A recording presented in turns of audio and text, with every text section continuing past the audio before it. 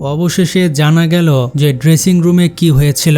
Argentina দলকে ইচ্ছে করে হারানো হয়েছে, তাদেরকে বলা হয়েছে খারাপ পারফরমেন্স করতে। ড্রেসিং রুমে আসলে কে ঢুকেছিল, কে আর্জেন্টিনা দলকে এমন খারাপ পারফরমেন্স করতে বলেছিল? মেসি সবাইকে বলছিল চলো বন্ধুরা শান্ত থাকো, যা হবার হয়েছে। গুরুত্বপূর্ণ বিষয় হচ্ছে আমরা শান্ত থাকি, সবকিছুই ভুলে যাও কে কি বলেছে, কষ্ট ভুলে যাও, শুধু খেলায় মনোযোগ দাও। মেসির এই কথা থেকে বোঝা যাচ্ছে সেদিন ড্রেসিং রুমে কিছু না কিছু ঘটেছিল।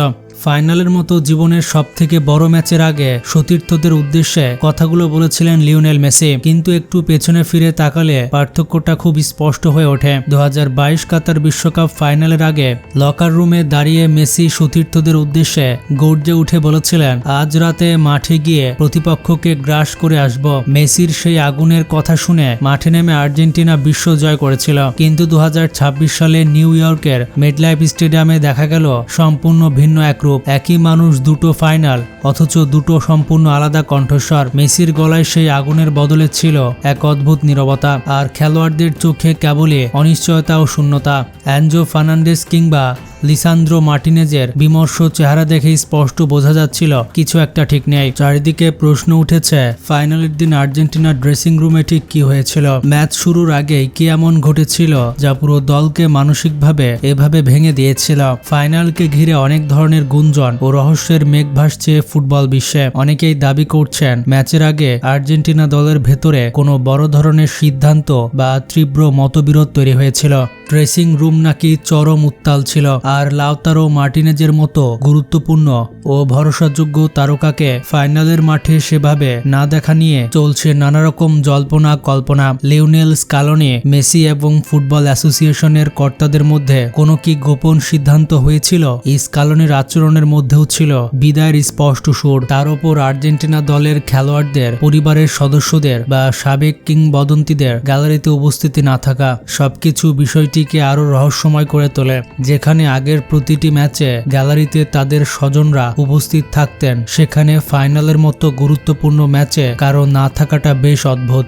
এমনকি ম্যাচ শেষে খেলোয়াড়দের নিজ দেশে না ফেরা কিংবা ফাইনালের মাঠে দলটির এমন নিস্তেজ পারফরম্যান্স ফুটবল প্রেমীদের মনে শত প্রশ্নের জন্ম দিয়েছে। একটা দল টানা 120 মিনিট খেলে একটিও সঠিক শট অন টার্গেট করতে পারেনি তারা। আর যাই হোক, সেই চেনা বিশ্বজয়ী আর্জেন্টিনা ছিল না। তবে মাঠের বাইরে রহস্যের কথা বাদ দিয়ে যদি খেলার কৌশলের দিকে তাকানো যায়, তবে স্পেন সেদিন সত্যি অসাধারণ ফুটবল খেলেছে। পুরো টুর্নামেন্টে তারা মাত্র একটি গোল খেয়ে মাঠে নামিয়েছিল এক দুর্ভেদ্য প্রাচীর। এই স্প্যানিশদের মূল কৌশল ছিল খুবই সহজ কিন্তু কার্যকর, মেসিকে কোনোভাবে বল ছোঁয়ার সুযোগ না দেওয়া। 90 মিনিটের ফাইনালে মেসি যতবার বল পেয়েছেন, স্পেনের 3-4 জন ফুটবলার মুহূর্তের মধ্যে তাকে ঘিরে ধরেছে। স্পেনের গোলকিপার উনাই সিমন ম্যাচের 6ষ্ঠ মিনিটে মেসির একটি ভয়ঙ্কর আক্রমণ নাস্যাৎ করে দেন। এরপর পুরো ম্যাচ জুড়ে স্পেনের সেই নিখুঁত পাজলিং ফুটবলের পেছনে আর্জেন্টিনা কেবলই ছুটেছে, আর ছুটতে ছুটতে একসময় তারা চরম ক্লান্ত হয়ে পড়েছিল। কিন্তু এই চরম বিপর্যয়ের মধ্যেও আর্জেন্টিনার জন্য একা এক বীরের মতো লড়াই করে গিয়েছেন এমিলিয়ানো মার্টিনেজ।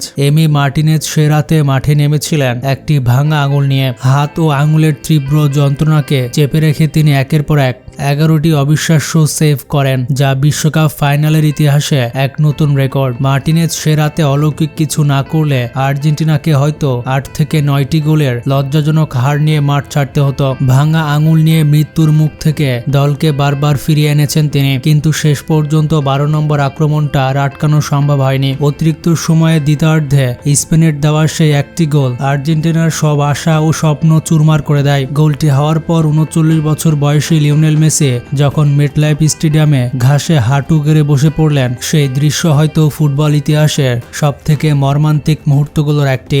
নিজের 6ষ্ঠ বিশ্বকাপ খেলতে আসা এই মহাতারকা সেদিন গ্যালারির হাজার হাজার মানুষের সামনে নিজের চোখের পানি আর আটকে ধরে রাখতে পারেনি। বিশ্বজুড়ে থাকা কোটি কোটি আর্জেন্টিনা সমর্থক সেদিন চেয়েছিলেন মেসিকে শেষবারের মতো ট্রফি উঁচিয়ে ধরে দেখতে, কিন্তু ভাগ্য এবার তার সহায় হয়নি। ম্যাচ শেষে রানার আপ মেডেল নিয়ে মাঠে নিঃশব্দে দাঁড়িয়ে করেছিলেন তিনি। রদ্রি যখন টুর্নামেন্টের সেরা খেলোয়াড়ের পুরস্কার নিচ্ছিলেন, পুরো স্টেডিয়াম তখন মেসি মেসি ধ্বনিতে মুখরিত হয়েছিল। ম্যাচ শেষ হওয়ার পর এক অভাবনীয় দৃশ্য দেখা যায়। সংবাদ মাধ্যমের মুখোমুখি না হয়ে পেছনের দরজা দিয়ে নিঃশব্দে স্টেডিয়াম ছেড়ে চলে যায় পুরো আর্জেন্টিনা দল। কেউ কোনো প্রশ্নের উত্তর দিলেন না। সাংবাদিকরা অপেক্ষা করতে থাকলেও সবাই পাথরের মতো মুখ করে বাসে উঠে স্থান ত্যাগ করেন। হারের তীব্র কষ্ট নাকি ভেতরে জমে থাকা অন্য কোনো রাগ, কি ছিল এর পেছনে? ম্যাচ শেষে লিনার্দো পারদেসের লাল কার্ড পাওয়া আর হাতাহাতিতে জড়িয়ে পড়াও প্রমাণ করে দলটি কতটা মানসিক যন্ত্রণার মধ্য দিয়ে যাচ্ছিল। ফুটবল শুধু একটা খেলা নয়, এটি কোটি কোটি মানুষের আবেগ, এটি আনন্দ আর কান্নার ইতিহাস। 2030 বিশ্বকাপে মেসির বয়স হবে 43 বছর। তাই হয়তো নীল সাদা জার্সিতে বিশ্বকাপের মঞ্চে তাকে আর কখনোই দেখা যাবে না। কিন্তু প্রশ্ন থেকে যায়, ফাইনালের সেই রাতে আর্জেন্টিনার এই হার কি শুধু স্পেনের শ্রেষ্ঠত্বের ফল ছিল, নাকি মাঠের বাইরে ঘটে যাওয়া কোনো গভীর ঘটনার প্রভাব পড়েছিল দলের মনস্তত্ত্বের ওপরে? কোনটা সত্য আর কোনটা ভুল সেটার কোনো প্রমাণ পাওয়া যায়নি। আপনাদের কি মনে হয় আর্জেন্টিনাকে কি ইচ্ছা করে হারানো হয়েছে? আপনাদের মতামত কমেন্টে জানান। ভালো থাকবেন, টেক কেয়ার।